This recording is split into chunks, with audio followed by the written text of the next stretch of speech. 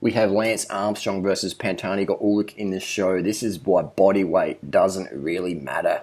Look at that. You got Bolocki. You got Harris. A lot of you guys don't know who these riders are, but these guys are really skinny, and Lance is the biggest boy there. Lance is the heaviest there. Ulick's not too light either, and he's going past Santiago Botero like he's on an e-bike. Look at that.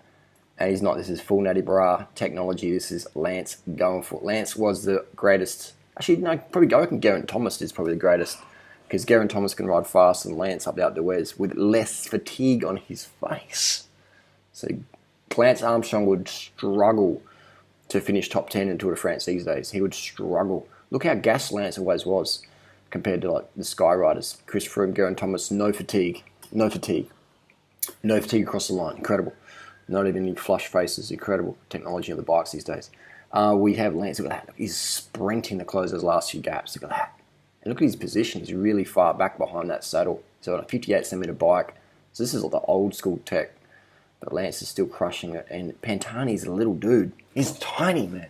You know what I mean? Look at this. Look at the size difference. It's probably like 15 to 17 kilos difference there. Look how skinny little Pantani is. If Pantani come knocking on the door and asking for money, you'd be like, Boy Scout, go home, I don't want to buy your cookies. If Lance Armstrong come knocking on the door asking for money, you'd be like, sir, how much? Lance was a big lad. First time I trained with Lance Armstrong, 2009, I was like, wow, this guy's big. He's big. He's staunch. Lance Armstrong is staunch. And so shaved hair there, keep the head a bit cooler. And he's waiting for Pantani. He's like, come on, Pantani, you've been going for a bit of a struggle. I will give you this stage win at Spawn 2. Be grateful. But Pantani wasn't. And Lance is slate. Well, fuck it.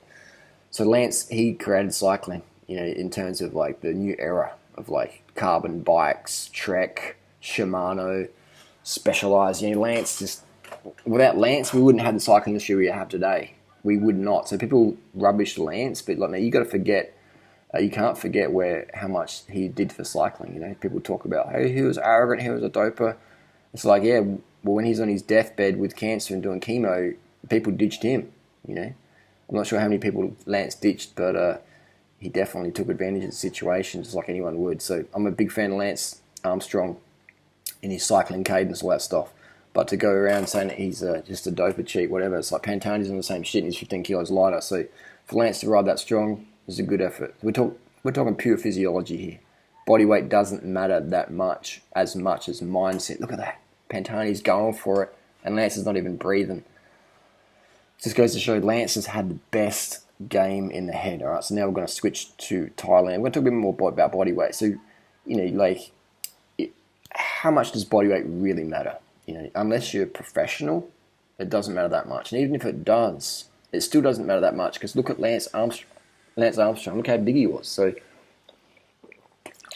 he was a big lad. So, you know, it's just, what you want to focus on is producing power. You want to focus on producing power. So many cyclists focus about weight. And yeah, weight's important, but it's not as important as muscle glycogen, hydration, you know, bike fit, pacing yourself properly, staying relaxed, breathing well. Those things definitely trump weight. Yeah, they definitely trump weight. People say, oh, I want to see you ride a 20 kilo bike now, Harley.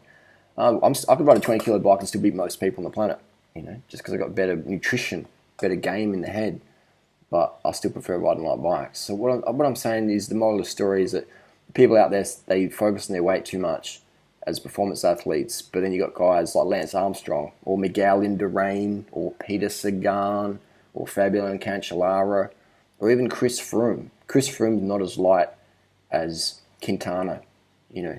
Geraint Thomas isn't as light as Possevivo, but these bigger riders just totally dominate. Look at Big T, Tom Dumoulin. Look how big he is. You know, he's a big lad, a big boy, and he's still crunching it on the climb. So, you know, as long as you're under 90 kilos, then you're going to be a fucking gun on the bike. You can be a gun.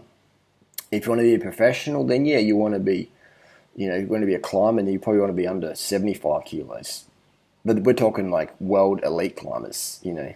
So, I mean, it's like, imagine if Geraint Thomas had trained up, or Chris Froome trained up for the Worlds. That they would have taken it up for sure. They would have taken it up. They would have taken it up hard, and they would have been. I mean, look at Big T, Thomas Dumoulin. I've ridden with him.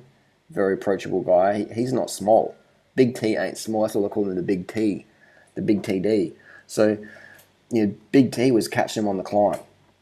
I think he had some sort of mechanical. He didn't have any proper gearing ratios, but he caught him on the climb, caught him on the flat, so he was there in the end. But so this thing about you got to be super, super skinny. It's like, I think that's an excuse a lot of people use. Well, they can't be good. And here's the thing: I know heaps of skinny riders, skinny guys, and they're shit. So it's not a guarantee you lose weight, performance is going to go up. But I can guarantee you, when you put your power numbers up, then I can guarantee your performance is going to go up. All right. So always, always, always focus on power when it comes to your body. Always focus on power. Eating more carbohydrate, eating less fat, so you can get that red blood cell count up. Do B12 shots, etc., and you'll be good to go.